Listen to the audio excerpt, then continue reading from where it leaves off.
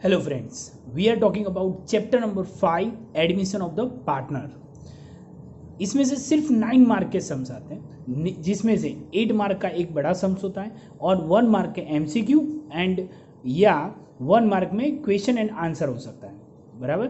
जिसमें 30% गवर्नमेंट ने जो कोर्स निकाल दिया है उसमें से एग्जाम्पल 26 to 30 निकाला हुआ है और एक्सरसाइज में 15 to 20 निकाला हुआ है और 70% जो कोर्स है जिसमें 8 मार्क का ही सम आता है, एक ही सम आता है, वो 8 मार्क में आता है, जिसमें हमें सिर्फ करने हैं एग्जाम्पल 18, 90, 22 to 25 और एक्सरसाइज में 8 to 14 वही सम्स हमें करने हैं। जो बड़े सम्स में 4 लेजर बनाने, रिवॉल्यूशन अकाउंट जो प्रॉफिट एंड लॉस के हिसाब से ही है, एक side debit side expense and loss लिखना है और क्रेडिट साइड हमें सिर्फ इनकम लिखनी है। Partnership capital account, capital current account हो तो हमें पार्टनर करंट अकाउंट लिखना है, वरना करंट अकाउंट हमें बनाने की कोई ज़रूरत नहीं है। एंड कैश और बैंक अकाउंट, कैश और बैंक का ट्रांजेक्शन हो तो ही कैश और बैंक अकाउंट बनाना है, वरना वो बनाने की ज़रूरत नहीं है। बैलेंस शीट बनानी है जो आगे हम सीख गए आगे के चैप्टर में। देन अब हम देखते हैं एग्जाम्पल 18, जिसमें Patel and Shah are partners in the firm of sharing profit and loss in ratio 3:2. The balance sheet of their firm as on 31/3/2016 was as under। Balance sheet दी हुई है, liabilities और assets हमें दी है।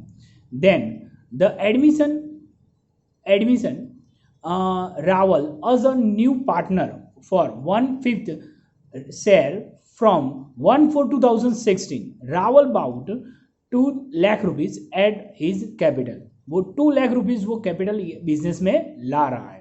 The partner decided to revalue assets and liabilities as follow. ये जो adjustment दी है उसके हिसाब से हमें एसेट्स की रीवैल्यू करनी है। तो हमें देखो तीन हमें लेजर बनाने, revaluation account and partners capital account और बैलेंस शीट। इसमें कैश ट्रांजेक्शन नहीं है, इसलिए हमें सिर्फ ये 3 अकाउंट ही बनाने, कैश और बैंक वाला बनाने की कोई ज़रूरत नहीं है। और जनरल एंट्री भी एग्जाम में नहीं आती क्योंकि 8 मार्क में ओनली सम्स करना है, जनरल एंट्री लिखनी नहीं है। और जनरल एंट्री भी 3rd और 4th चैप्टर में भी बड़े सम्स में किया हुआ था, तो उसके हिसाब से ही है, पर अभी हमें जनरल एंट्री करने की कोई ज़रूरत नहीं है। देन हम एडजस्टमेंट देखते हैं। Land and building is to be appreciate by 20%, यानी इंक्रीज हुई। तो यहाँ देखो लैंड एंड बिल्डिंग के 1 लिख देना है कि जब भी आप नेक्स्ट टाइम सॉल्व करने बैठो तो हमें क्या करना है, ये इसमें पता चले कि ये एडजस्टमेंट यहाँ से लिया हुआ है। तो 140 था, तो देखो यहाँ बैलेंस शीट में 140 प्लस 20% करोगे तो 28,000 आएगा और 28,000 प्लस किया तो क्या आएगा 168,000। ये जितना भी प्लस किया हुआ है 20%, ये प्लस हुआ सेम साइड, प्लस हुआ तो यानी सेम साइड यानी क्रेडिट साइड लिखना है। तो क्रेडिट साइड हमने लिखा 28,000। Then second, machinery is to be depreciate by 10%, बराबर। यहाँ डेप्रिसिएशन हमें गिनना है, तो मशीनरी दी हुई है, यहाँ देखो सेकंड नंबर लिख दिया, जिसके आपको याद रहे कि ये एडजस्टमेंट यहाँ से किया हुआ है। 70,000 एसेट साइड ही लिखनी है, तो 70,000 में से 10% यानी 10% कितना आएगा 7,000, माइनस करेंगे तो 63,000 और माइनस हुआ ऑपोजिट साइड यानी डेबिट, बराबर। तो डेबिट में हम लिखेंगे यहाँ मशीनरी 7,000, बराबर। Next, furniture is value at 60,000, furniture अंदर दी हुई है 80,000 और 80,000 का हमें 60,000 करना है। तो बैलेंस शीट में 60,000 लिखना है। 80 में से कितने माइनस करोगे तो 60 होगा 20, माइनस हुआ तो ऑपोजिट साइड रिवैल्यूशन अकाउंट में यहाँ 20,000 फर्नीचर लिख दिया।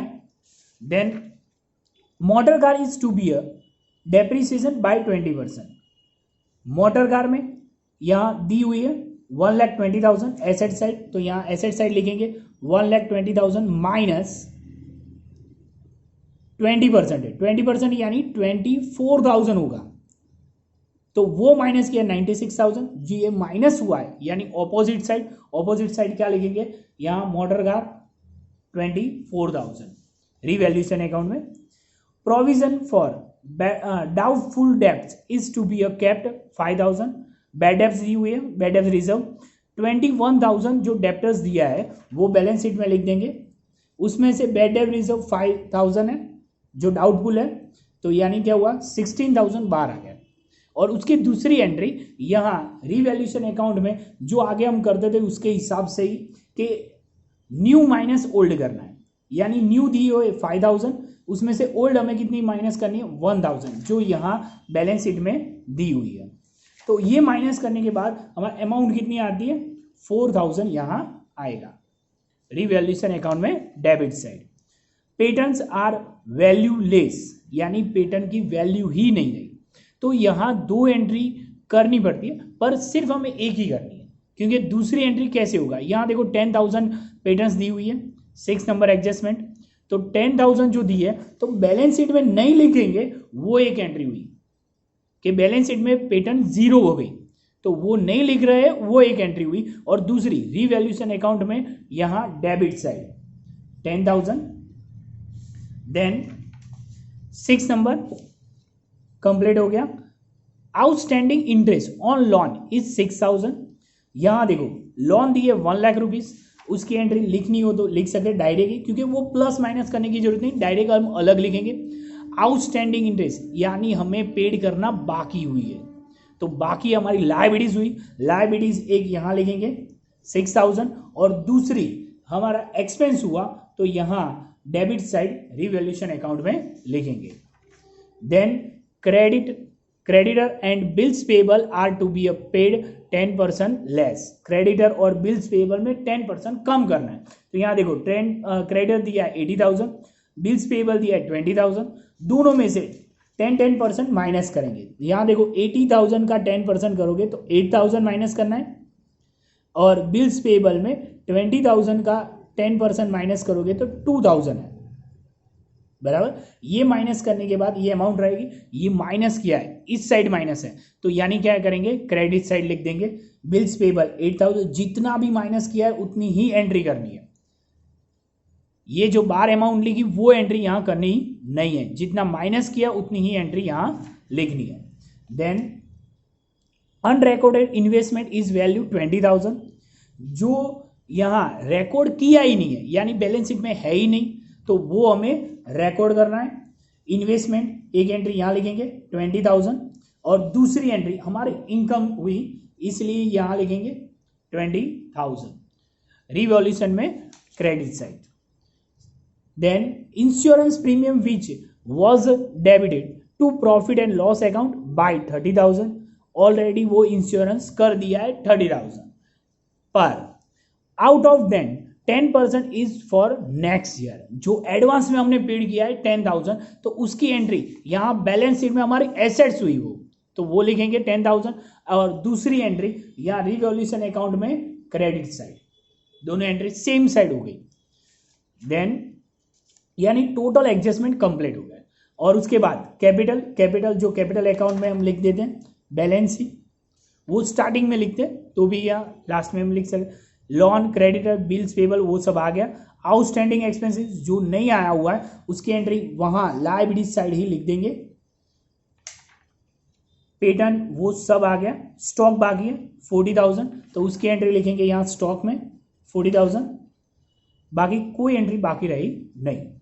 यहाँ प्रॉफिट एंड लॉस रेशियो दिया है 3:2, तो यहाँ रिवॉल्यूशन अकाउंट पहले कंप्लीट करेंगे, तो यहाँ डेबिट साइड टोटल ज़्यादा हो रहा है और यहाँ क्रेडिट साइड हमने माइनस किया तो डिफरेंट कितना निकला 3,000, और 3,000 हमारा लॉस हुआ, वो लॉस कहाँ का ले जाएंगे कैपिटल अकाउंट में, तो वो 3:2 में डिवाइड करना है, यानी क्या आएगा 3,000 3:2 यानी डिवाइड में 5, टोटल कितना होगा 3 + 2 यानी 5 हुआ, तो यहाँ 3,000 × 3/5 एंड 3,000 × 2/5, यानी 1800 एंड 1200।